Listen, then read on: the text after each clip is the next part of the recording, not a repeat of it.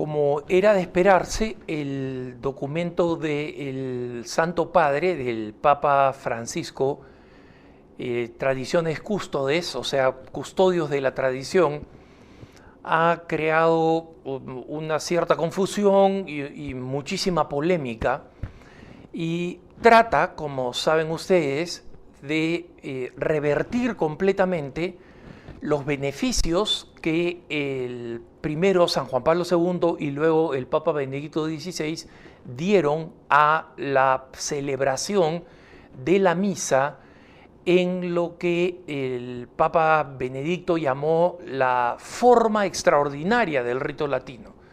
Es decir, básicamente lo que muchos llaman misa tradicional, que no solamente es la misa en latín, porque la misa que nosotros celebramos, la que se conoce como el Novus Ordo, también puede ser celebrada en latín, sino que es la misa que sigue las normas de el último de los misales dedicados a este tipo de misa, que fue el misal creado o reformado o revisado, si quieren, por San Juan XXIII antes de la convocación del concilio.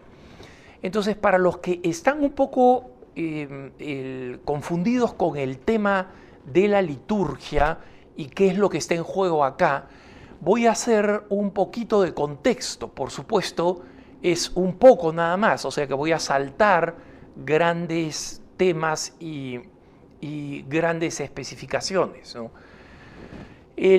La misa tradicional, los que muchos llaman la misa tradicional, es una misa que se ha celebrado durante siglos y siglos en la iglesia. Es una forma de celebración en latín con normas específicas que se fueron históricamente conformando, ¿no? Y que mantuvieron lo que se considera es el más antiguo de los cánones para celebrar la Eucaristía, porque, digamos, los que son expertos en historia eucarística saben que la historia es muy compleja, que hay distintas fuentes, etc. Pero básicamente la Santa Misa es el sacrificio incruento, o sea, no sangrante de Jesucristo, en el cual nosotros participamos y cumplimos con el pedido de que hagamos en memoria suya lo que aconteció en el cenáculo, ¿no? Donde fue el establecimiento de la Eucaristía.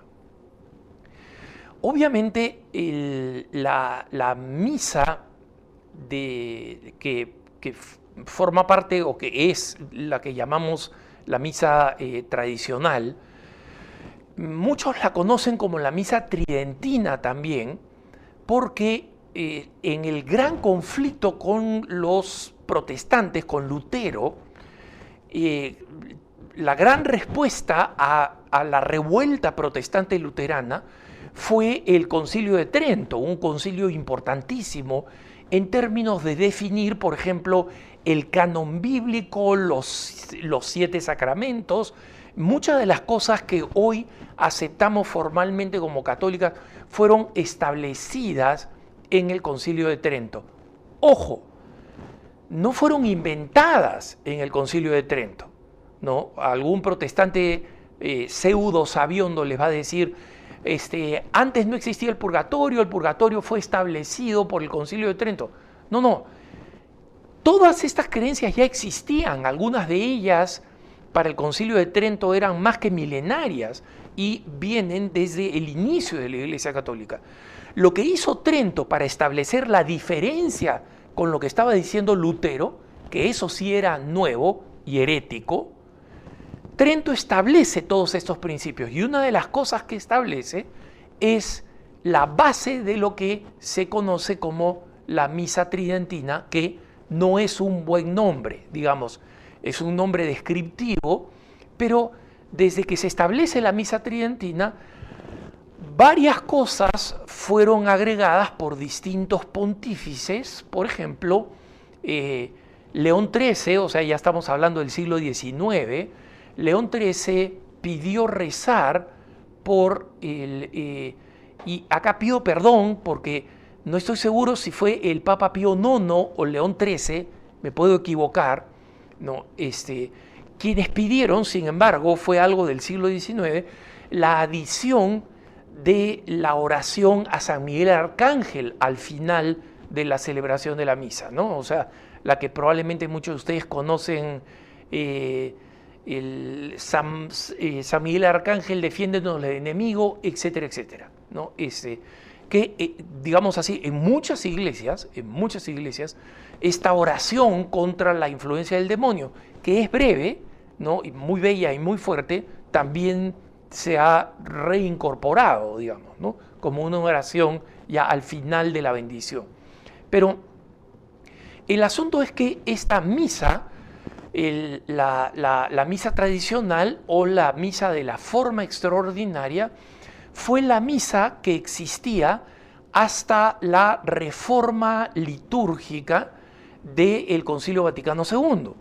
Ahora, las personas que son particularmente practicantes de la misa de la forma extraordinaria, vamos a llamarle, son personas que tienen razón cuando dicen que la aplicación de la reforma litúrgica fue bastante desastrosa después del Concilio Vaticano II.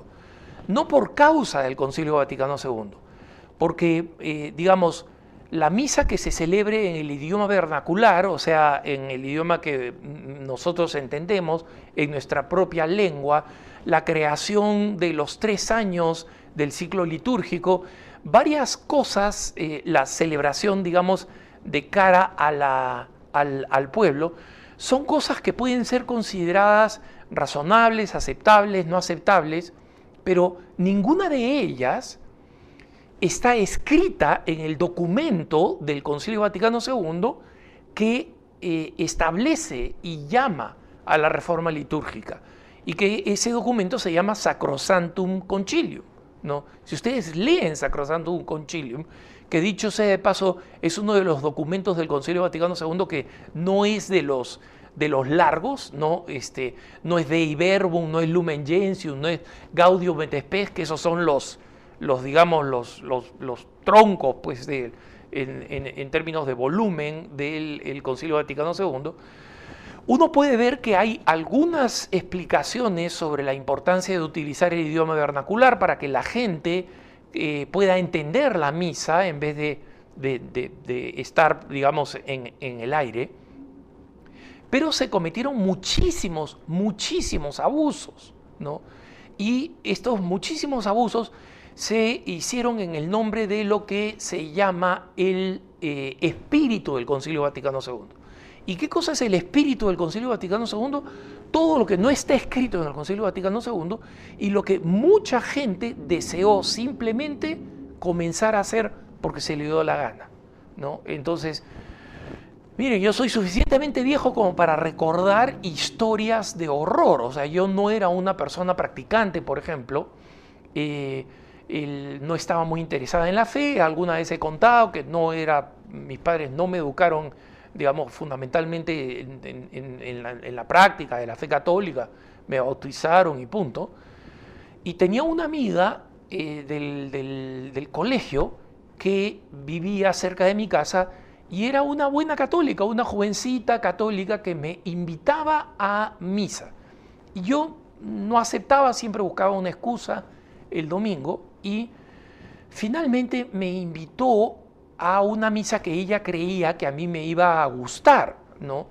Y en ese entonces, en la parroquia donde, en el territorio de la parroquia donde ambos vivíamos, me invitó a una misa que se llamaba en esa época la misa psicodélica. Este nombre probablemente no significa nada para la gente joven de hoy, ¿no? Pero si ustedes buscan psicodélico, el psicodélico era la forma de música y de expresión repleta de colores intensos, de flores, de adornos que estaban vinculados al movimiento hippie de Peace and Love, ¿no? De paz y amor, y también al consumo de drogas, porque digamos, la intensidad de los colores hacía referencia a la experiencia visual bajo el efecto de drogas, especialmente alucinógenas, ¿no? Como el LSD. Entonces, había una misa que se creía que podía atraer a los jóvenes y es una misa que tenía guitarras eléctricas, tenía una batería para tocar y la misa a mí me pareció espantosa. O sea, a mí me encantaba la música rock de la época, ¿no?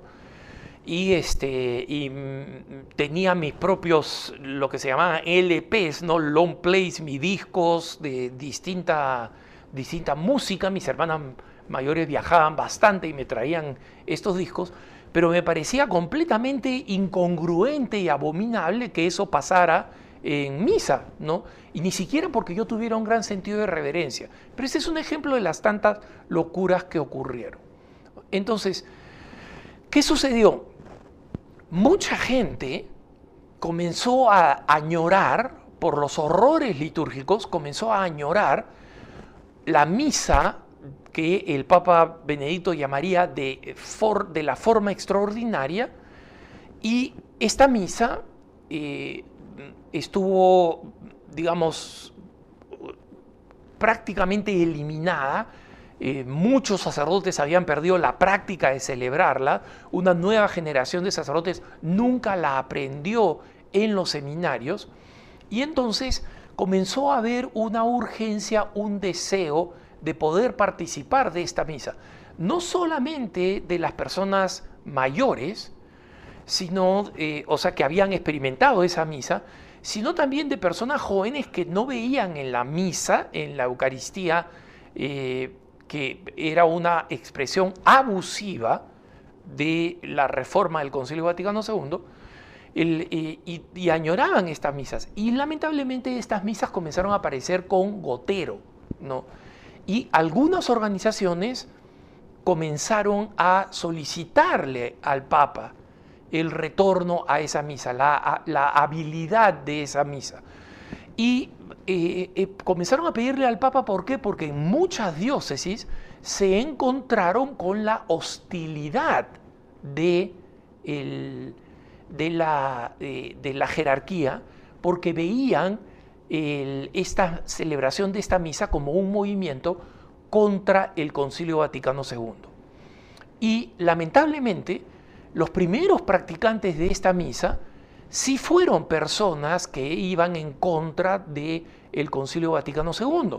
Los lefebristas, por ejemplo, los sedevacantistas y otra forma de tradicionalistas que rechazan el Concilio Vaticano II, cuestionan la autoridad del Papa, y ojo, muchos de ellos dicen, mentira Alejandro, nosotros no cuestionamos la autoridad del Papa. Sí la cuestiona. Lo que ellos dicen no cuestionar es la legitimidad del Papa. Los lefebristas dicen que el Papa Francisco es el Papa legítimo. Los lefebristas, que fueron declarados cismáticos por San Juan Pablo II, no lo llaman San Juan Pablo II, reconocen que fue Papa, le tienen una tremenda ojeriza, y nada de lo que el Papa determinó, incluso algo tan sencillo como la devoción a los misterios luminosos del Rosario, no lo aplican. Entonces, no reconocen la autoridad del Papa, reconocen que es el Papa, pero hasta ahí no más. Entonces, es cierto que en un punto, yo diría en la década de los 90, etcétera, las personas en el Brasil, algunos grupos rebeldes, incluso sedevacantistas en Argentina, y lamentablemente el entonces cardenal Bergoglio experimentó el odio visceral de estos grupos que realmente podrán creer que tienen la razón y podrán argumentar a Santo Tomás de Aquino, pero la increíble falta de caridad con la que se refieren a todos los que no piensan como ellos, y que ellos consideran que es solamente ironía, habilidad lingüística, creatividad artística o lo que sea, es básicamente una brutal falta de caridad, ¿no? Pero, ¿qué cosa sucede? En algunos lugares, en otros lugares, especialmente en muchas comunidades europeas y de una manera particular en Estados Unidos y en Canadá, cuando el Papa San Juan Pablo II estableció la comisión Ecclesia Dei, que fue creada para atraer a todos aquellos que deseaban la misa, llamémosle tradicional, ¿no? La misa, el término más exacto sería la misa del misal de 1963. Esta misa fue una celebración que fue atrayendo cada vez a más personas, especialmente cuando una parte de los que fueron declarados cismáticos por San Juan Pablo II en el documento Ecclesia Dei, ¿no? Decidieron regresar a Pedro pidiendo el permiso de vivir litúrgicamente la forma extraordinaria del rito. O sea, no solamente la misa, sino los sacramentos, el año litúrgico, el nombre de las fiestas, que varían en algunas cosas significativamente, ¿no? Y el Papa efectivamente recibió, San Juan Pablo II recibió a los hermanos de lo que hoy se conoce como la Sociedad de San Pedro. En muchas diócesis de Estados Unidos, por ejemplo acá en la diócesis de Denver, hay más de una parroquia asignada a la Sociedad de San Pedro. En San Francisco, en San Diego, en Kansas, en Nebraska, de los que yo conozco, pero sé que hay muchas más, ¿no? Y sé que en Washington, D.C., por ejemplo, hay una comunidad. Entonces, estas comunidades celebran todo en la forma extraordinaria del rito, y en el tiempo han surgido ramas de comunidades religiosas contemplativas que celebran todo su año litúrgico de acuerdo a esta particular forma de celebración, ¿no? Entonces, estas comunidades solamente celebran de esta forma, es parte de su carisma y es parte del carisma que la Iglesia ha aprobado. O sea, están aprobados en que celebren de esta manera, ¿no? Conozco varias comunidades monacales masculinas en Kentucky, en Wyoming, en el estado al norte de Colorado, donde estoy yo, y no muy lejos, a una hora de manejo, uno puede encontrar esas misas. Entonces, el Papa Benedicto dio este masivo permiso para que aquellos que quieran celebrar esta misa lo puedan hacer, y estableció el principio de estas dos formas del rito latino: la forma ordinaria, el Novus Ordo, la manera como nosotros celebramos la misa en la mayoría de nuestras parroquias, y la forma extraordinaria del rito, que es lo que conocemos como la misa tradicional, la que algunas llaman misa tridentina, etc. Entonces, Summorum Pontificum fue esta gran apertura donde el Papa decía: estas celebraciones no tienen que competir, ¿no? Estas celebraciones tienen que más bien ayudarnos a construir la unidad, ¿no? Y que sigamos con una reforma importante como la fue del Concilio Vaticano II, pero mantengamos una misa milenaria que contiene todos los elementos de la tradición y que llena el alma de muchísima gente, y se lo puedo decir, de una buena cantidad de gente joven, ¿no? Es mentira esto que dicen los lefebvristas, que todos los jóvenes están viniendo. Son hipérboles autopropagandísticas. Pero hay un número importante de jóvenes que yo conozco, incluyendo algunos que trabajan conmigo, que su práctica es en la forma extraordinaria, ¿no? Y van van a las parroquias de esta sociedad de San Pedro, ¿no? Entonces, esto quiso ser una pax romana.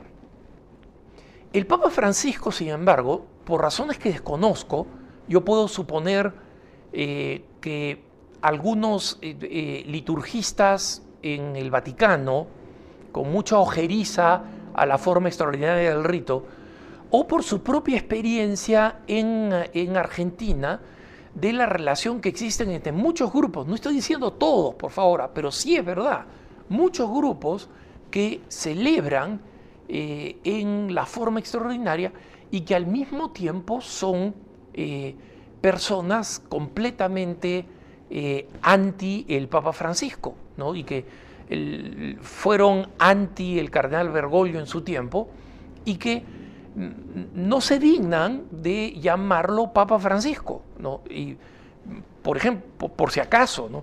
Cada vez que alguien me manda un correo electrónico a mi programa Cara a Cara, que lo manda a Así Prensa, que lo pone en mis redes sociales y se refiere al Santo Padre con el nombre de Bergoglio, no lo leo. Apenas yo veo Bergoglio como manera de referirse al Papa, ya tengan la certeza que perdieron su tiempo, porque no voy a leer una letra más, ¿no? Pero el hecho real es que el Papa, después de una encuesta, ¿no? Realizada por las autoridades vaticanas, el Papa dice, y lo ha publicado en una carta dirigida a los obispos que acompaña la publicación de este nuevo motu proprio, él dice que después de esta encuesta, él vio que el deseo de San Juan Pablo II y el deseo del Papa Benedicto con Summorum Pontificum, que era el de crear reconciliación y unión en la Iglesia, ha fracasado, y que la generosidad con que se concedió la celebración de la misa en la forma extraordinaria simplemente no ha cumplido con su objetivo. Entonces, el Papa Francisco dice que, siguiendo la tradición de sus predecesores, es decir, no en su simpatía a la misa del Vetus Sordo, sino en su deseo de la unidad, él considera que la misa celebrada en la forma extraordinaria, lo único que ha hecho es incrementar las divisiones y nutrir bandos que son contrarios al Concilio Vaticano II y en consecuencia agudizar el conflicto al interior de la Iglesia. Esto es el resultado de esa encuesta. Yo creo que el resultado de esa encuesta es erróneo por varias razones. Primero, no a todo el mundo se le puede preguntar. O sea, cuando uno le pregunta a un obispo, que en muchas partes de América Latina ni siquiera existe la forma extraordinaria del rito, no la celebra nadie la conoce. En muchas diócesis andinas, yo me imagino, la gente ni siquiera sabe qué cosa es la forma extraordinaria del rito, ¿no? Pero muchos de estos obispos, conozco varios obispos andinos en el Perú, por ejemplo, que le tienen, sin nunca celebrarlo, una ojeriza enorme a la celebración por una razón ideológica. Entonces, que estas respuestas sean representativas de lo que está pasando, con certeza no lo es. Con certeza no lo es. La segunda razón por la que digo con certeza no lo es porque vi las preguntas de esta encuesta. Y muchas de estas preguntas eran viciadas, ¿no? O sea, eran preguntas que estaban dirigidas, encaminadas a hablar mal de la forma extraordinaria del rito, ¿no? Entonces, yo en este proceso no culpo al Papa. Y miren, hermanos, pueden poner en sus comentarios 100.000 veces: Alejandro, estás tratando de tapar el sol con un dedo, siempre quieres defender al Papa, es el momento de que ya te vuelvas un antipapa, le insultes. No va a pasar, hermanito. Y si no te gusta, hay un montón de bloggers y de loquitos antipapa por todos lados, así que no te enojes con que yo haga lo que yo en conciencia creo que tengo que hacer, ¿no? Y porque además, a diferencia de la mayoría de los llorones, yo conozco cómo funciona el Vaticano, ¿no? Y sé que el Papa, como millones de documentos que salen, literalmente millones de documentos que salen en el Vaticano, no tiene tiempo para mirarlos. Para eso existen los dicasterios. Es como decir, una normita inventada por un ministerio es culpa del presidente. No es culpa del presidente. Pero sí creo que el Papa es, número uno, genuino en su interpretación, pero creo que profundamente mal informado. Las comunidades más vivas, más activas, más apostólicas, que no tienen nada en contra del Concilio Vaticano II, son comunidades, muchas de ellas, que están vinculadas a la forma extraordinaria del rito. Es más, acá en Estados Unidos, hermanos, hay un fenómeno bastante curioso, y es el fenómeno de los llamados tradinistas. Este nombre, inventado, ¿no?, en inglés, tradinistas, es un término que describe a muchas familias que cumplen con todas las normas de Humanae Vitae. Normalmente son familias muy grandes, muy numerosas, número uno. Número dos, viven la liturgia según la forma extraordinaria del rito, o sea, van a la misa en la forma extraordinaria, bautizan, celebran las fiestas en la forma extraordinaria, pero resulta que en términos de política son extremadamente estatistas, o sea, son totalmente partidarios de una intervención masiva del Estado, de el alza de los impuestos, y sus mejores representantes políticos son personas como Bernie Sanders. Si ustedes no saben quién es Bernie Sanders, búsquenlo en Google, porque ya me estoy quedando sin tiempo. Pero Bernie Sanders es el más izquierdista de los demócratas. Es uno de los más feroces abortistas, están a favor completo de la imposición de la ideología de género. Pero ¿cuál es la razón por la cual estos tradinistas creen que él podría ser un buen presidente? Porque él ha prometido ayuda universal para prácticamente todas las cosas que necesitan la familia. Maternidad, ausencia de maternidad mucho más largas, pagadas, ausencia de paternidad largas y pagadas por el Estado, ayuda para solventar los nidos donde las mamás que trabajan puedan dejar a sus hijos. Es decir, toda una política que en ese ángulo específico, no estoy defendiendo a Bernie Sanders, por favor, los provida saben de mi reputación provida, o sea, que no se pongan a chillar, ¿ok? Porque nos estamos volviendo locos, chillamos de muchas cosas, ¿no? Pero toda esta propuesta de Bernie Sanders, erradamente o no, ellos la consideran como esta parte, como coincidente con la doctrina social de la Iglesia. Entonces, va a traer este esfuerzo del Papa, este deseo honesto del Papa, la paz que él quería a la Iglesia al asfixiar las normas. O sea, ahora todo el mundo tiene que recibir permiso. Un sacerdote joven que quiere comenzar a celebrar la forma extraordinaria tiene que pedirle permiso al obispo, y el obispo no se la puede pedir, no se la puede dar, tiene que pedirla al Vaticano, donde probablemente se la nieguen. Entonces, la gente ahora que practica esto sin ningún tipo de postura política del Concilio Vaticano II, esta enorme restricción, o sea, mucho más duro de lo que era antes de Summorum Pontificum, no veo cómo va a ser algo que ayude a unificar a la Iglesia. El Papa tal vez esté pensando que, o sea, en la medida en que menos sacerdotes jóvenes puedan ir celebrando la misa y sean autorizados a celebrar la misa, históricamente, con el tiempo, se va a ir asfixiando esta forma de celebración. Ese es un pronóstico mal calculado porque las dinámicas sociales y eclesiales no funcionan así. Pero lo que les puedo decir es, hermanos, los que están profundamente ofendidos y confundidos, podemos hacer por ahora, ver qué cosas suceden en el futuro, pero podemos hacer por ahora dos cosas importantes, o pueden hacer, porque yo no participo en las misas en la forma extraordinaria, pero pueden hacer dos cosas. Número uno, pedirle a sus obispos que les garanticen el derecho de poder seguir celebrando la misa de acuerdo a la forma extraordinaria. Y en segundo lugar, rezar muchísimo por el Santo Padre. Que Dios los bendiga, que tengan un buen día.